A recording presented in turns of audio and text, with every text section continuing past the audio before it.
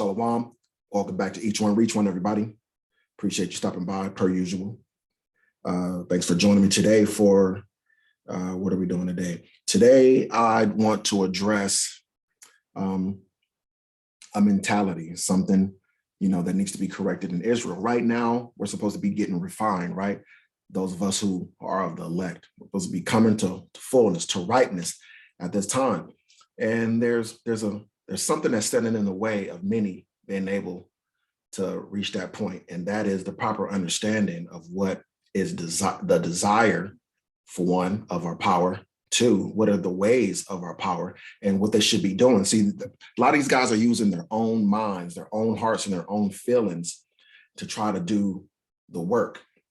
They call themselves laborers, but many of them are laboring for themselves and not laboring for the Most High. If you're laboring for the Most High, then you should be laboring according to His will, according to the understanding, that you derive from the scriptures, what He gives you. So you can't be trying to, force the course of the river. You can't go against the grain, so to speak, right? So, before I continue and I forget to do it, let us begin by giving all praise, honor, and glory to the Most High, Yahweh Bahashem, Hamashiach, Yahushai, Wahara Kadash. Okay, so again, there are certain mentalities that got to be defeated, certain strongholds that must be defeated. We came into this truth and we have to tear down strongholds of our enemies. And being in this truth, we have to tear down the strongholds of those that are in the awakened community that are using their own feelings, their own hearts to push the gospel, in order to edify and to teach the nation.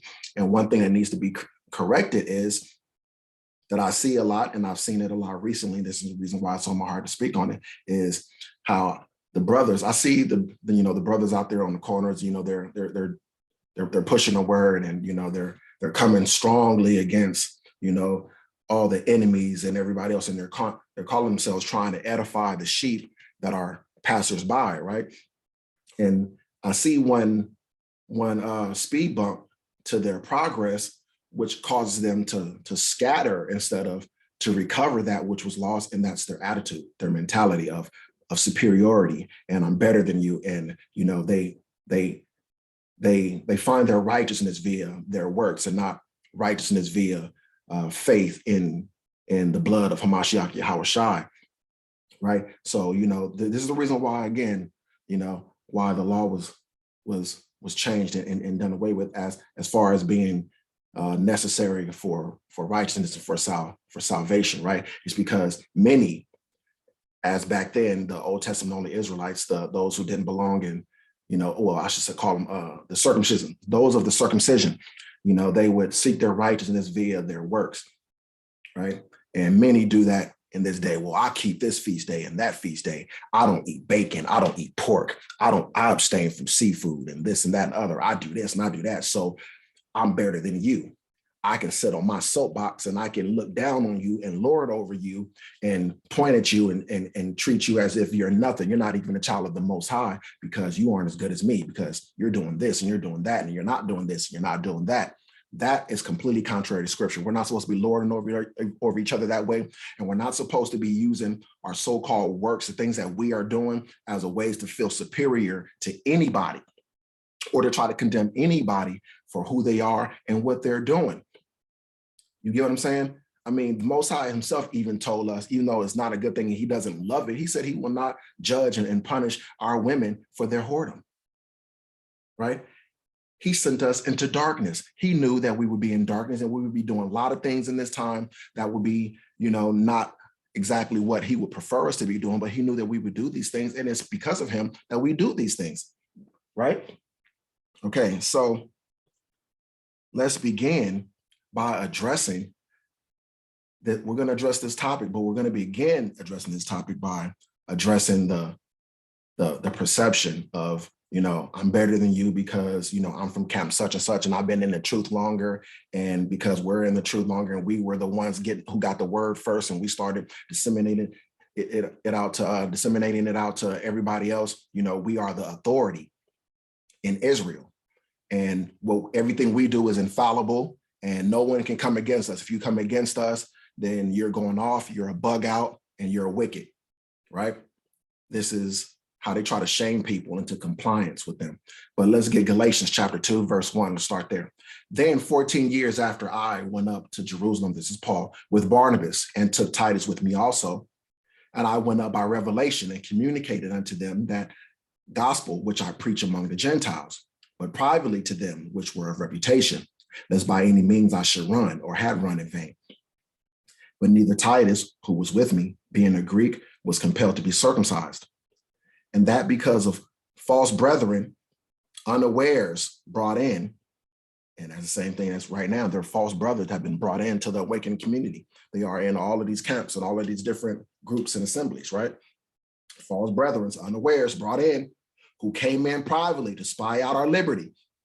And they do that now. Many of these guys right now, in these camps, they try to come in and sneak into all the different groups and the different channels, and they try to subvert, the followers, the people who are being edified, right? They come in privately to spy out our liberty and to try to bring you back into bondage, as it states here, right? Who came in privately to spy out our liberty, which we have in Hamashiach Yahushai, that they might bring us into bondage. This is what they do. They want to bring you back into the bondage of the law. They want to try to control you with the bondage of the law, right? The bondage of tradition and customs and everything else, right? This is what they attempt to do, right? To whom we gave place by subjection, no, not for an hour, that the truth of the gospel might continue. And I echo this because I gave place by subjection, not for a single hour or a second to these men.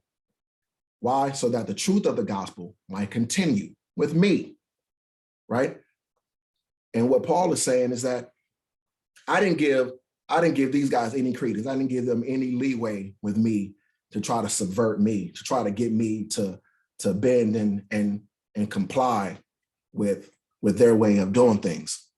Just because they were around longer and they were, they walked with Yahushai and they've been in the truth longer than me, I gave place to them by subjection, no, not for an hour, so that the truth of the gospel might continue. Right? And that's what we have to do. We can't give place to these guys. We can't let them just have, their rule over Israel. We can't let them run roughshod over Israel, looking at them as if they are the authorities, as if they are the high priest, the chief priest, the Sadducees and the Pharisees, right? And we're just supposed to bow to their authority, bow to their say-so. But if we did, the truth of the gospel would not continue because they don't adhere to the truth of the gospel. They push a portion, a partial bit of the whole of the gospel, right? But of these who seem to be somewhat, whatsoever they were, it maketh no matter to me. And this is again what I say. This is how I feel. And all of these guys who appear to be something, appear to be somebody in their own eyes, whatsoever they were, whatsoever they are, apostle, this, that, elder, this person and that person, from this camp or that camp, it maketh no matter to me. And brethren, it should make no matter to you who these people proclaim to be. The Most High accepted no man's persons. He doesn't care. Most High doesn't care. And neither should you. You shouldn't accept any man's persons. You shouldn't be holding them up in high esteem and allowing them to just do as they will because of their supposed status and station, right? For they who seem to be somewhat in conference added nothing to me. All of these people from all of these camps who seem to be somewhat in conference, they add nothing to me. Neither do they take away anything from me. I'm not beholden to them, their ideologies, their belief systems, and nothing they say or do. Not at all. Right? To each man has been given a measure of faith, a measure of knowledge, wisdom, and understanding so that he can do his part for the gospel. No man has received 100% truth. Nobody has it all to themselves. The Most High did not do it that way. That is contrary to where he set up the way he set up the body to function. We must stop it. You, if you are one of these camp boys, you must stop it. Most High is going to deal with you. But contrary-wise, when they saw that the gospel of the uncircumcision was committed unto me, as the gospel of the circumcision was unto Peter, For he that wrought effectually in Peter to the apostleship of the circumcision, the same was mighty in me toward the Gentiles. And again, I echo Paul, right? The same power that wrought effectually in any of these other awakened Israelites since the moment, the day, the Most High began to awaken the Israelites, the same power that awakened them and began to give unto them faith, knowledge, wisdom, and understanding, the same one. He was mighty in me. He is mighty in me for the work he has given me to do. And if he has done the same for you, doing the same for you, then stand in that power. All right? Do not be moved by these people trying to bully you with their statistics, right? With their game stats. Oh yeah, I've been in the league for this long, and I shot this many shots and got the. This is how they act. They act like veteran ball players trying to look down on the younger guys because they've been around longer, right? All you got to do is just come in and ball out, right? Show them that talent that you were given. You were given talent too, and their old age should mean nothing to you. Come in and use the talent you were given. Don't be scared. Verse 10. Verse 9. And when James, Cephas, and John, who seemed to be pillars, perceived the grace that was given unto me, they gave to me and Barnabas the right hands of fellowship, that we should go unto the heathen, and they unto the circumcision. Now, why can't we do that now? Why can't God, just allow the other brothers to just go about their work and do what they've been given to do?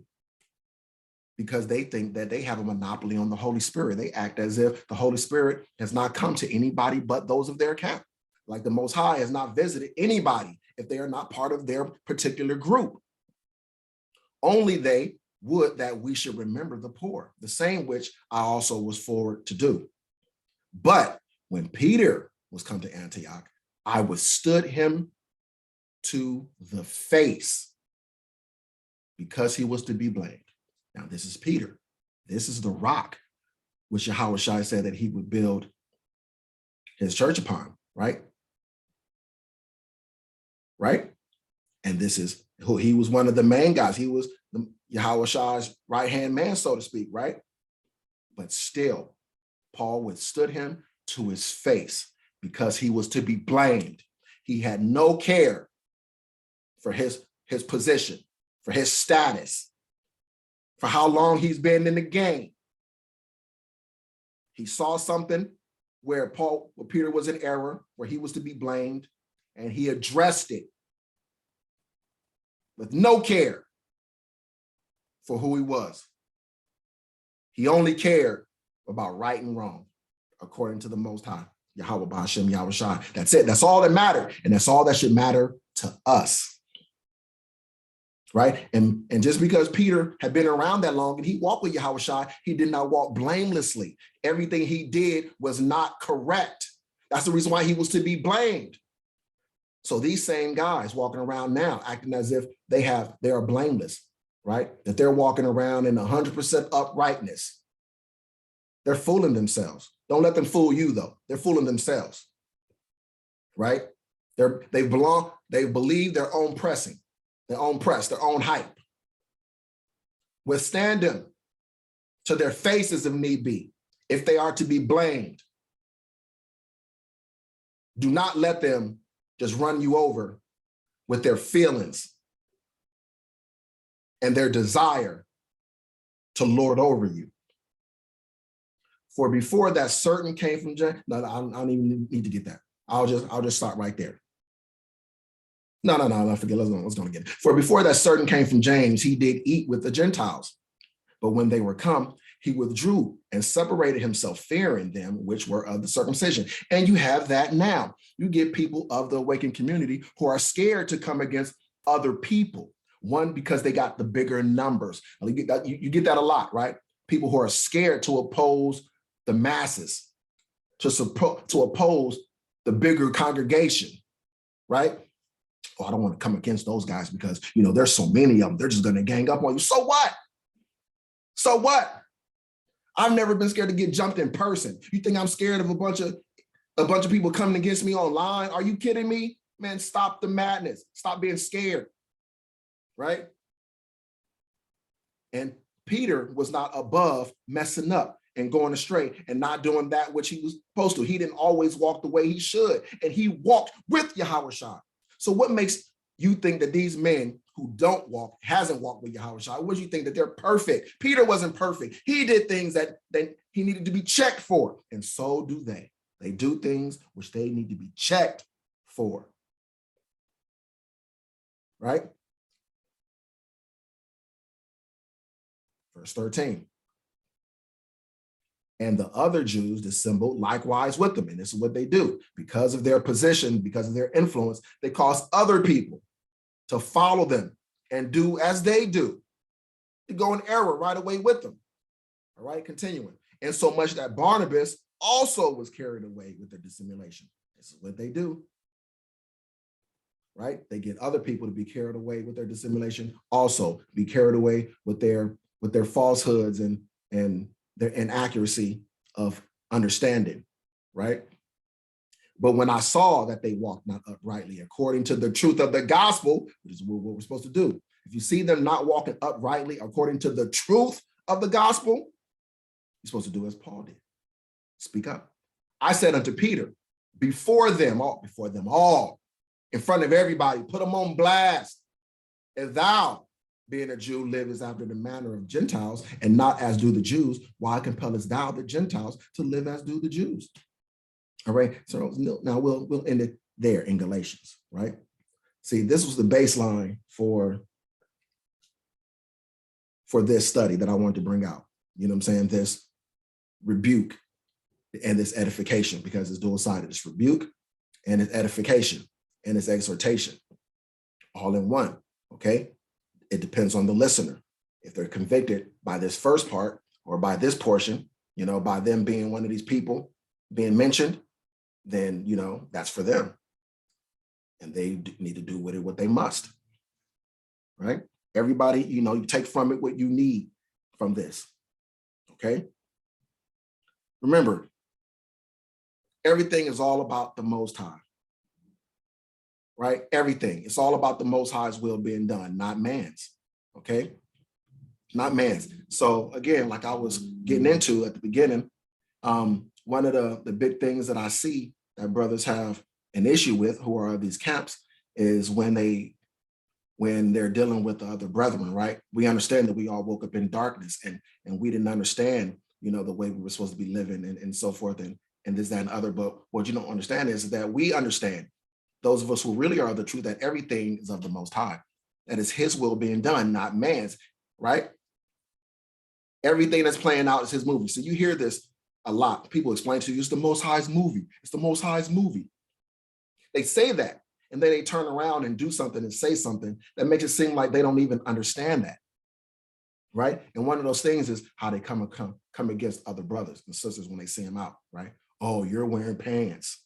And then they get on them, right? And then come against them hard about wearing pants, right? Oh, you're wearing this and you're wearing that. You shouldn't be wearing this. You should be wearing that. Or they say a brother walked past with a white girl or Asian girl or some you know what I'm saying, Israelite woman, and they come against them very strongly, right? Trying to condemn them, wagging their finger, you know what I'm saying? Oh, you know, you're gonna get in trouble. You know what you're doing, right? You know you're messed up and blah, blah, blah. I'm like, who are you guys? Who are you guys, right? Do you on one hand say that you believe that everything is of the Most High, but then you turn around and act like you don't understand it when you see something you don't want to agree with? But everything is of the Most High. It's his will being done. It's his movie, right? It means it's his script. So that means everything you see everybody doing, this is all the Most High's writing. He wrote it into being. So that means you're really coming against him. When you're doing the things that you're doing and saying the things that you're saying with your own understanding, you're really coming against the writer, the author, right? You're really coming against him. But again, let's get it with the scripture. Let's get Matthew chapter 6. Matthew chapter 6, verse 9. Red letters, Yahushua. After this manner, therefore, pray ye, our Father, which art in heaven, hallowed be thy name. Thy kingdom come, thy will be done in earth as it is in heaven. What? Our Father, which art in heaven. Thy kingdom come. Who's thy? Our Father, which art in heaven. Thy will be done in earth as it is in heaven. Who's thy? Our Father, which art in heaven, right? It is his will being done in the earth. His will, not man's will. Stop chasing around the brothers and getting mad at them for not being with Israelite women, because if they're not with Israelite women, it's the Most High that put them with the women that they're with for a reason.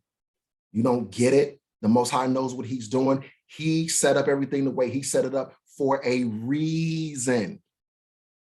He gives you your heaven and your hell.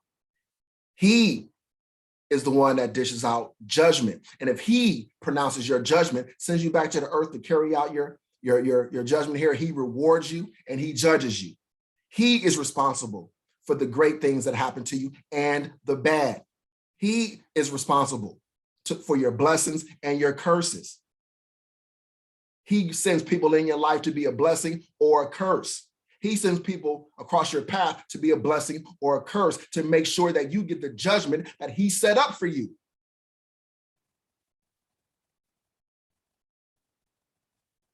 So it's the Most High orchestrating all of this. He sends people. He sends you certain women. Ladies, he sends you certain men so that you get what you deserve, so that you get what he needs you to get, what he wants you to get out of life. Otherwise, how are you getting the judgment he wants you to get if he's just allowing you to do whatever you want? If everybody was being allowed to do just whatever they want, how is his will being done? How is he getting what he wants? How does he make sure you get your punishment and your judgment if everything is left up to man?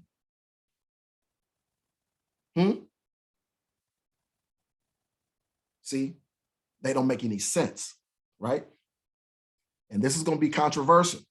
It's going to be controversial, but it's needed. I don't care about controversy. This is absolutely necessary because these dudes are out here, they aren't right, while trying to pretend as if they're speaking the truth according to the gospel. But they're leaving the Most High out of everything. You don't leave them out of nothing. Right? Oh, yeah, I'm going to do a lesson on such and such next week. Lord willing. Ain't that what you're supposed to say, right? Lord willing. Why? Because you ain't going to be able to do it if it's not in the Lord's will, right? So they acknowledge the fact that you can't do anything that's outside of the Lord's will, right?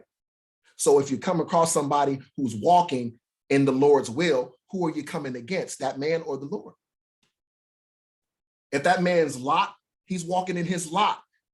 That's because that's all we can do. We can't just do anything we want. We walk in our lot that we are given. So if you come against the man who's walking in the lot he was given, who are you really contesting? Who are you really coming against?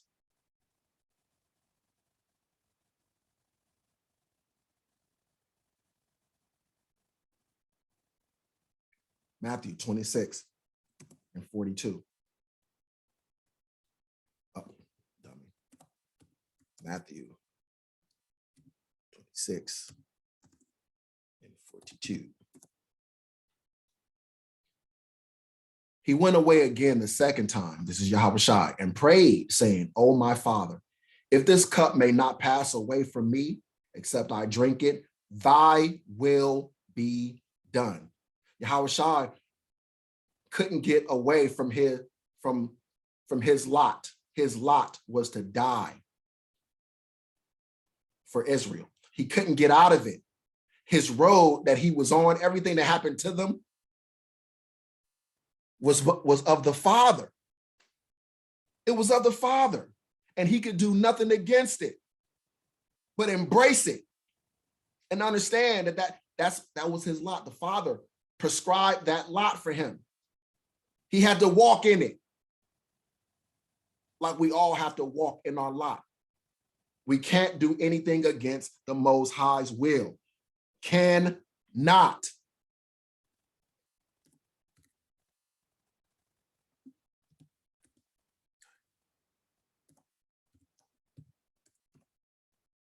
Let's get Jeremiah 10 23. O Lord Yahweh, I know that the way of man is not in himself. I know, not I think, I believe. I know. And how did he know that? Because he's a prophet who was taught by the Most High, who communicated with him and gave him understanding. I know that the way of man is not in himself.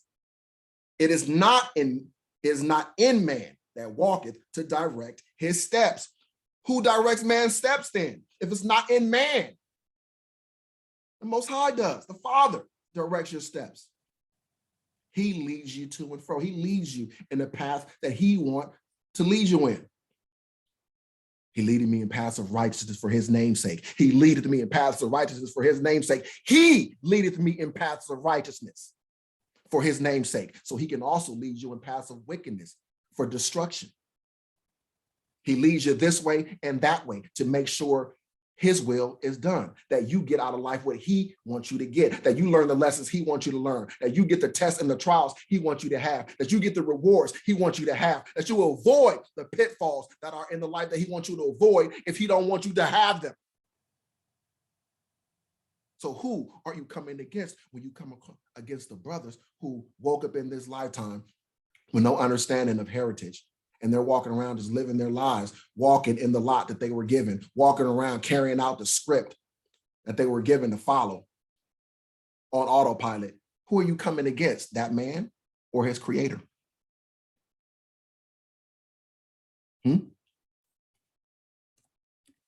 Proverbs 20 and 24.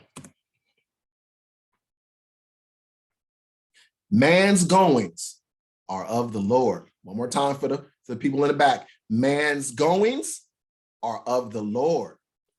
How can a man then understand his own way?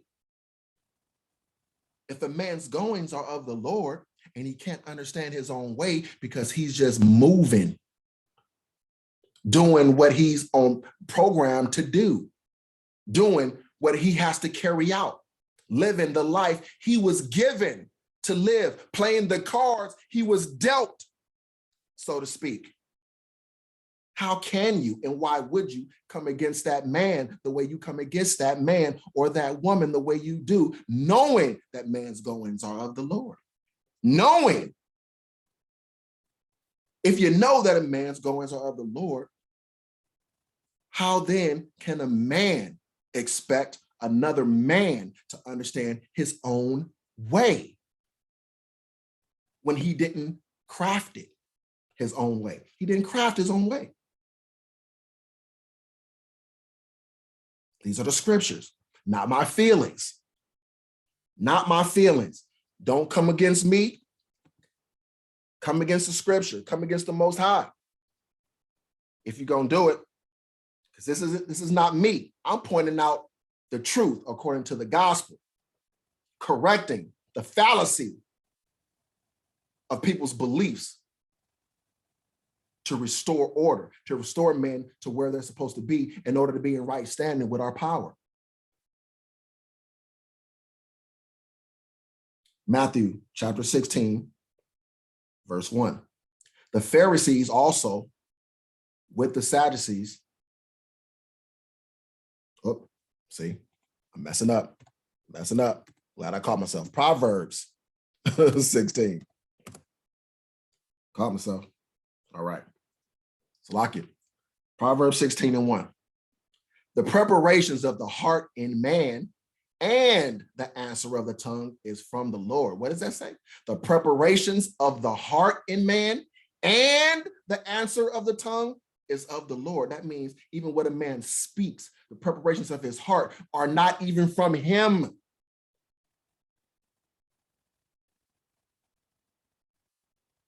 He's the software developer. He programs our software and we run the program he placed within us. The preparations of the heart in man and the answer of the tongue is from the Lord. The Lord Yahweh hath made all things for himself, yea, even the wicked for the day of evil. So if we understand that it's the Most High that has made all things for himself, even the wicked for the day of evil. That means everything and everyone has a predestinated function. We know this, right? We understand predestination. We understand as the elect, we were predestinated to the election. We were predestinated to receiving the Holy Spirit and to being awakened. We didn't come into this awakening because we followed the law, right? Because we lived perfectly. That's not how it happened.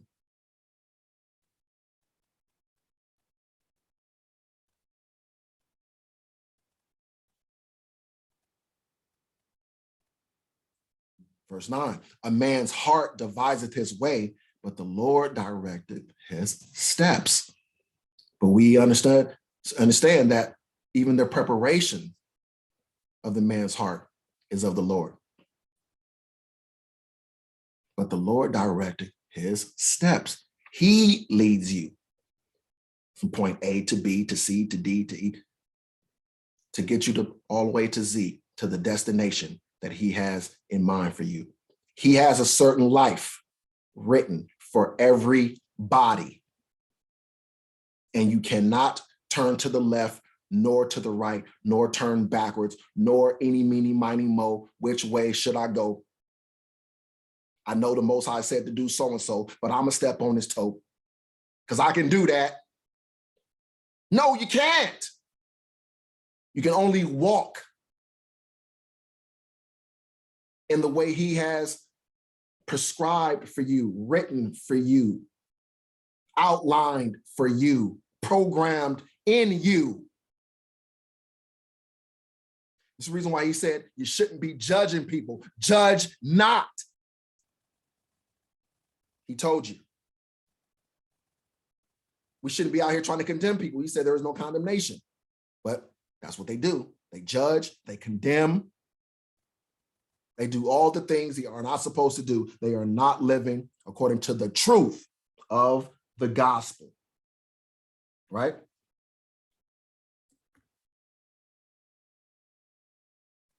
Let's get Numbers chapter 12. And Miriam and Aaron spake against Moses because of the Ethiopian woman whom he had married. For he had married an Ethiopian woman. Ooh, he married an Ethiopian woman. He married a non-Israelite. He got with a non-Israelite woman. Ooh, did the Most High destroy him for this? Ooh, let's see if the Most High destroyed him for this. I mean, other Israelites came against him for this. I mean, to not just any Israelites, but his own brother and sister came against him for getting with a non-Israelite woman. The same way these men come against other Israelite men for getting with non-Israelite women. But did the Most High punish that man? Is the Most High angry with that man? Or is it man angry with that man? Let's get an example, shall we? And they said, hath the Lord indeed spoken only by Moses? Hath he not spoken also by us? And the Lord heard it. Now the man Moses was very meek above all the men which were upon the face of the earth. See, he was more meek than Miriam and Aaron, who thought they were high and mighty enough to move their tongues against him and to get angry at him and speak against him. The Most High was like, who the hell you think you are? But let's continue. And the Lord spake suddenly unto Moses and unto Aaron and unto Miriam, come out ye three unto the tabernacle of the congregation. And they three came out. And the Lord came down in the pillar of the cloud and stood in the door of the tabernacle and called Aaron and Miriam, and they both came forth. And he said, hear now my words. If there be a prophet among you, I, the Lord, will make myself known unto him in a vision and will speak unto him in a dream. My servant Moses is not so, who is faithful in all mine house. With him will I speak mouth to mouth, even apparently, and not in dark speeches. And the similitude of Yahweh shall he behold. Wherefore then were ye not afraid to speak against my servant Moses? And I asked his camp boys, how are ye not afraid to speak against the servants of the Most High? How are you not afraid?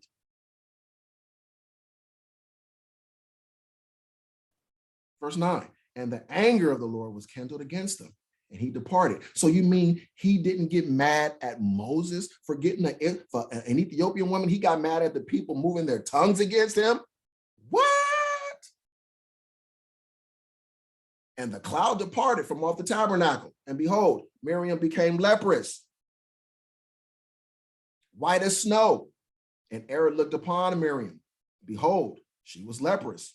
And Aaron said unto Moses, alas, my Lord, I beseech thee, lay not the sin upon us, wherein we have done foolishly, and wherein we have sinned. Speaking against Moses, a man of the Lord, the servant of the Lord, was foolishness. It was a sin.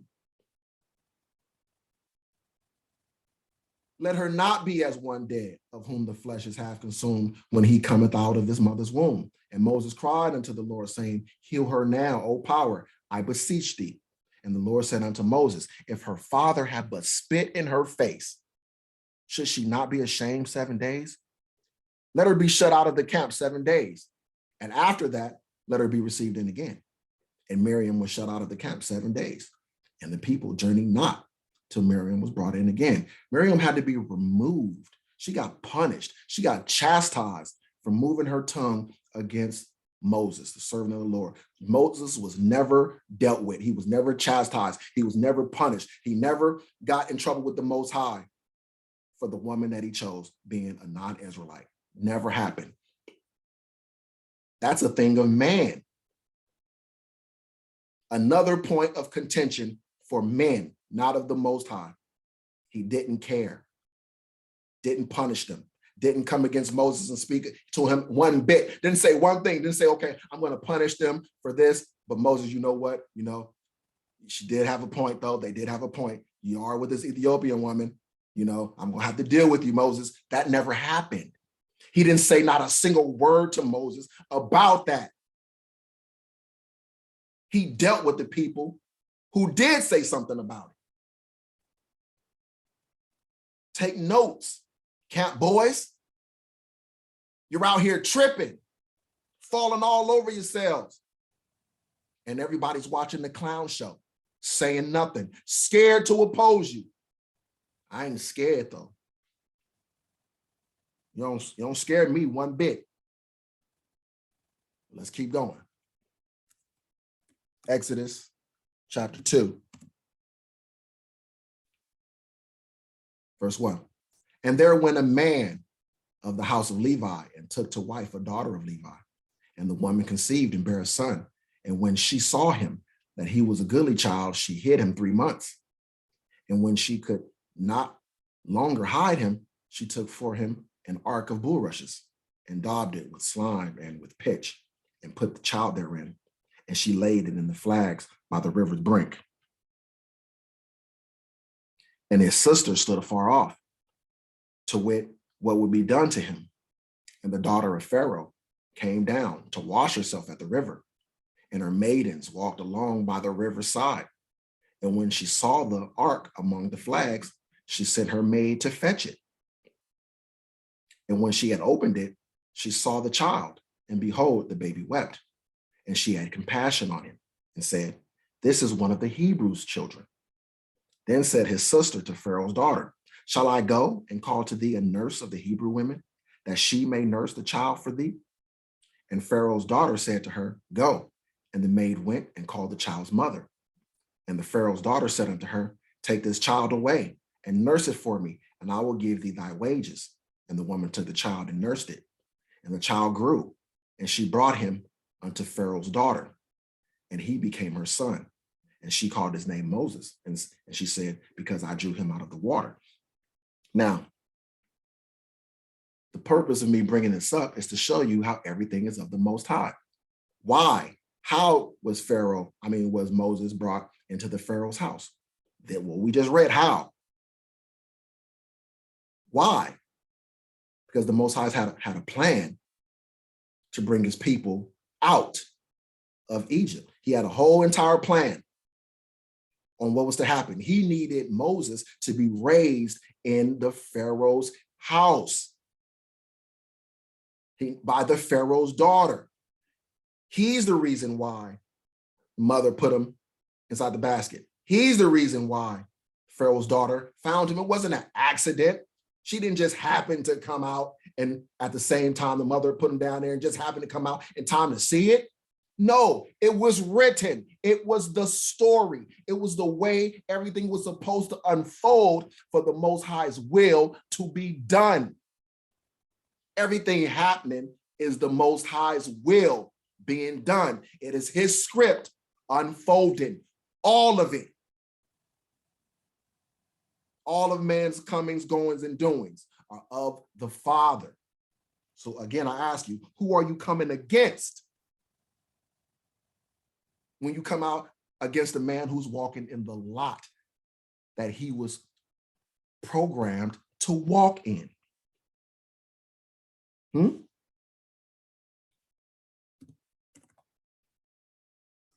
Kings 11.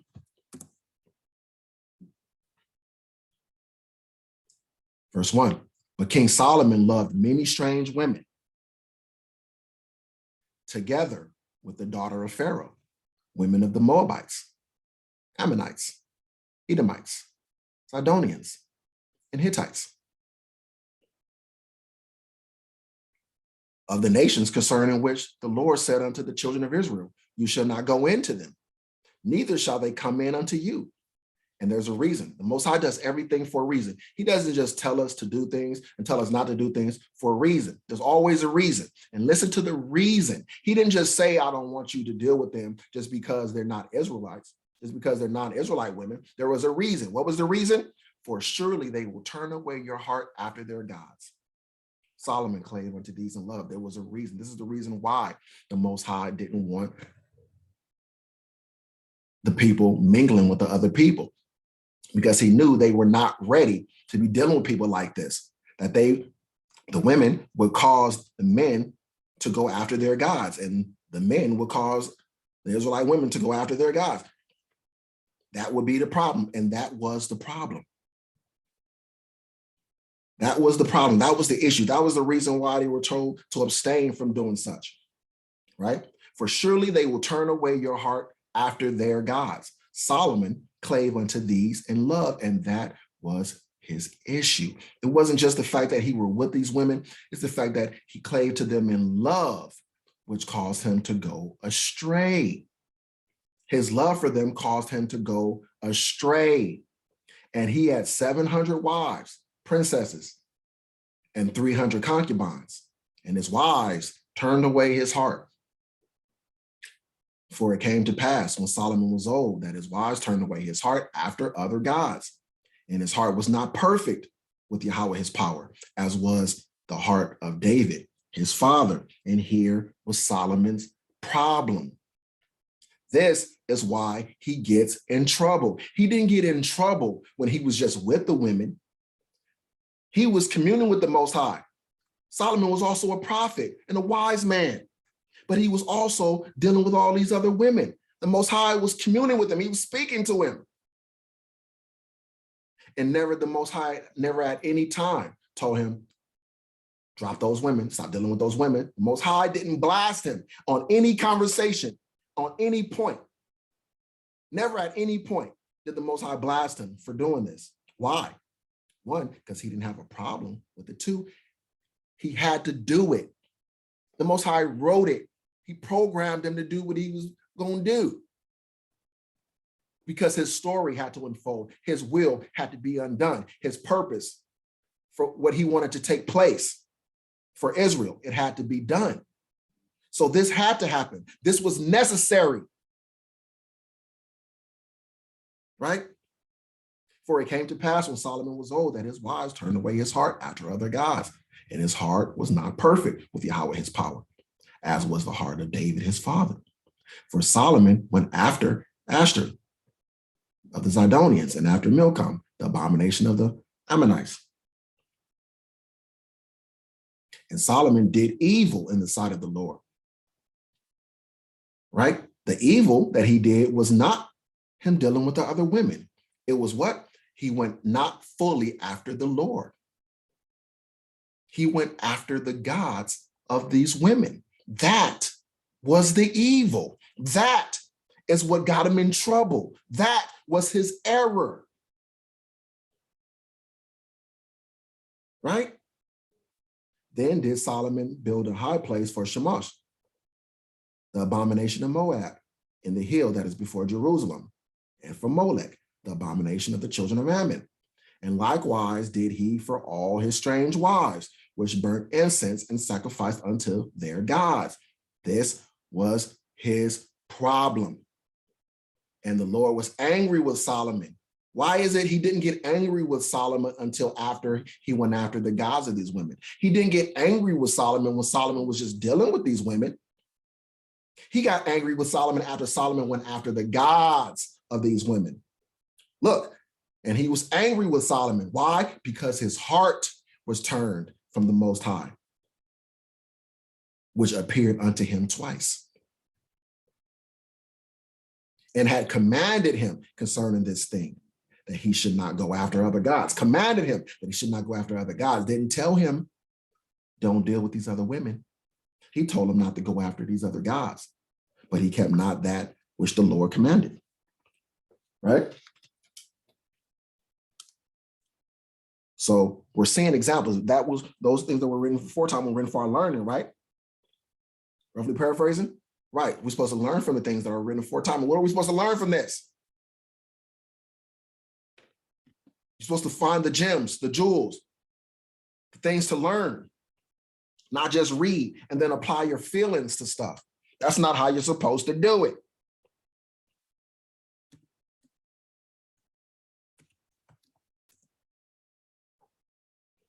Amos 3:6. Shall a trumpet be blown in the city and the people not be afraid? Shall there be evil in a city and Yahweh hath not done it? Once again, telling you, he's responsible for there being evil in the city, right? For the people being afraid, he's responsible. How can he have his way if he's just leaving everything up to chance? He's in control of everything, not some stuff, everything. Even the things which you are condemning and coming against other men for doing. Who programmed them? Who set them on their course? There's certain things that are evil, and yes, there's no problem with condemning evil. The Most High wants us to condemn evil, but there are certain things which are not evil in the sight of the Most High. They're just evil in the sight of men. And they try to put it on the Most High as if it's evil to him, as if he has a problem with it because they do. Just as foolishly as Aaron and Miriam thought the Most High had a problem with Moses being with the Ethiopian woman because they had a problem with it. They thought they were standing in righteousness and they had the high and mighty position of authority and morality and right on their side to be able to come against them the way they did, and find out they were wrong. They were wrong. The Father did not feel the way they felt about that situation. That was them. The same way now, the Most High does not feel about these relationships that people are having the way that men feel, because the Most High led each and every person on the path that he's led them on in order to be in the positions they're in right now, in order to be with the people they are with right now. Right?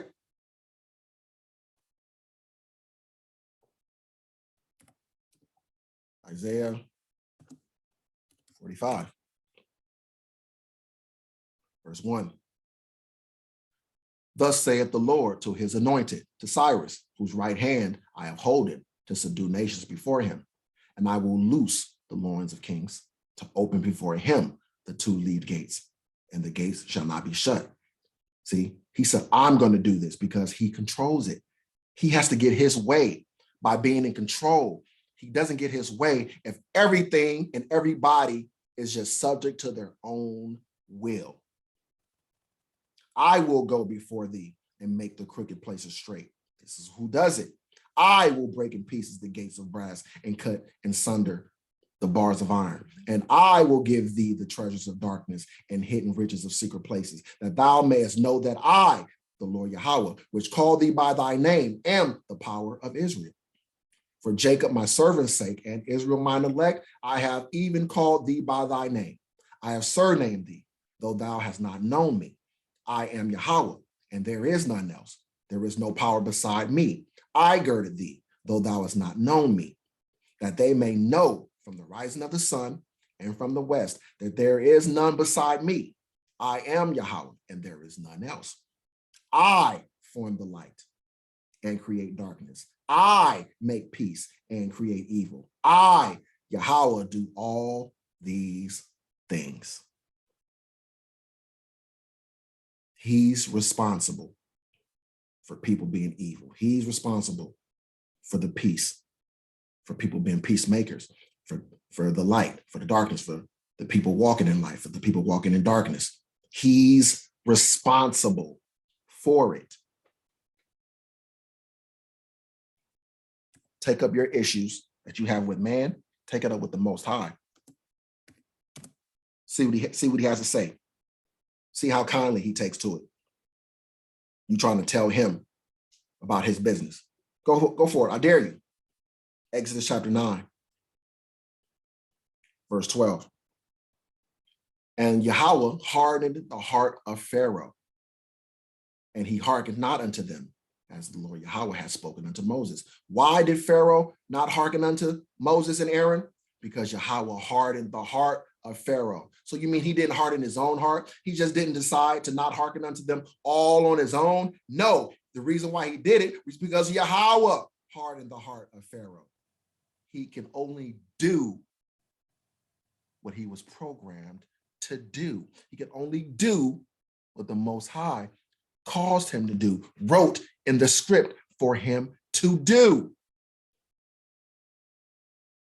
And the Lord said unto Moses, rise up early in the morning and stand before Pharaoh and say unto him, thus saith Yahweh, the power of the Hebrews, let my people go, that they may serve me. For I will at this time send all my plagues upon thine heart and upon thy servants and upon thy people, that thou mayest know that there is none like me in all the earth. You see what the Most High was doing? He got everything happening the way he wanted to happen for his purpose. Everything everybody is doing is all about his purpose, his will. His will. For now I will stretch out my hand that I might smite thee and thy people with pestilence, and thou shalt be cut off from the earth. See, the Most High walked him down the path, made him harden his heart, chose the woman he needed to have, chose the people that would be around him at this time as his advisors. Everything was all set up so that the Most High would get his way, so that events would unfold exactly the way the Most High wanted them to unfold. Verse 16, and in very deed for this cause have I raised thee up. See, he wasn't raised up for, by his own will or own power. He wasn't, just born by accident because, the luck of the draw with his father's sperm, right? No, in very deed, I raised thee up. Father raised up everyone for his purpose. Why? For to show in thee my power, and that my name may be declared throughout all the earth. The Most High caused this. He caused Pharaoh to be exactly as he was for his purpose, right?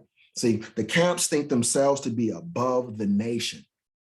They can just tell us anything and everything, and we're just supposed to, run with it and believe it. And again, the camp, these camps and the heads of these camps, they're just like women. They have a feminine spirit and a feminine way about themselves, right? They act like women. And what does a woman do if you oppose her, if you don't just do what she wants, do what she says? She resorts to sign language, right? Sign language was an acronym for shame, insults, guilt, and the need to be right. That's what they do. They try to shame you.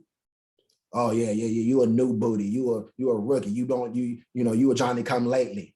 You just want to save Esau. Oh, you just love the white man. And they try to shame you out of your position, out of your understanding, right? They try to insult you out of your position. They try to guilt you out of your position. Why? Because they have a need to be right. And this is of the Most High. I don't forget anything and leave the Most High out of nothing. I understand that exactly what they're doing. They are doing what the Most High prescribed for them to do. For his purpose. He needs them to do exactly what they're doing so that men like me can come along and speak against them, so that these men themselves could go astray, so they could cause other people to go astray, because the Most High has raised them up for the purpose of bringing some unto salvation and others unto condemnation. They have a function, right? I don't leave the Most High out of anything, and neither should you. Proverbs. Let's go back to Proverbs chapter 16. Let's get Proverbs chapter 16 and 19. Better it is to be of a humble spirit with the lowly than to divide the spoil with the proud. Listen, Israel, it's better to be of a humble spirit with the lowly of Israel. Don't be trying to cling to these popular men in Israel, these camps, those who are held up in high regard and high esteem among the nation, because it's better to be of a humble spirit with the lowly than to divide the spoil with the proud, and know they are proud. Again, if you watch them long enough, you will hear them express to you how great they are, right? Verse 24, pleasant words are as an honeycomb, sweet to the soul and help to the bones. See, you can tell by the way that they speak with people, they're meant to scatter. A lot of these people, their whole function is to scatter and to cause people to go astray and to not be able to come into the fold, because that is the purpose the Most High has devised for those individuals who come across them, because man's goings are not their own. Every person that they come into contact with out there on those corners, the Most High sent them their way to either cause them to scatter or to draw them in. He has a different idea and agenda in mind for every person. That's the Most High. Okay? Verse 28, a froward man soweth strife. And that's what you see them doing out there on the corners more often than not. They're sowing strife. They're not trying to edify. They're trying to lord over the people and beat on their chest and play the I'm better than you. I'm better than you. They're out there for their own egos. But they're out there, but that's part of the Most High's agenda, for them to be out there for their own egos. He used their egos as a way to get them to be out there to do the job that he wants them to accomplish. Right?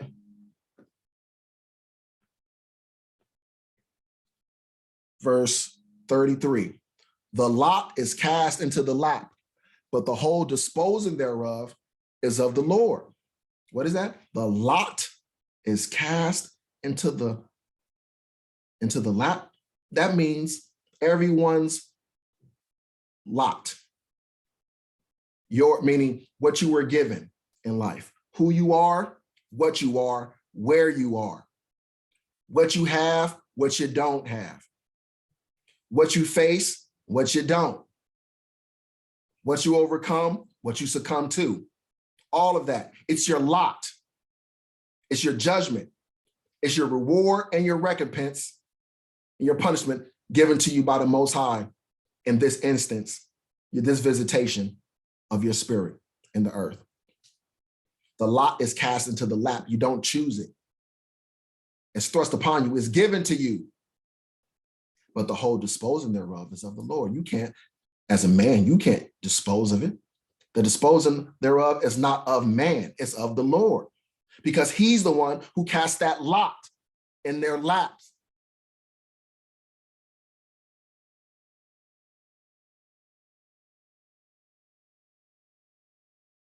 So that'll bring this one to a close. I'm going to put a bow tie on this one to wrap it up. All praise, honor, and glory belongs to our Heavenly Father, Yahweh, in the name of his blessed and beloved Son, our wonderful Lord, Master, Savior, Redeemer, Hamashiach, Yahweh Shai, Wahar Kadash. I pray that you guys were edified, and those who needed this, I pray that you receive it. All right? I'll see you guys on the next one. Stay tuned. Shalom.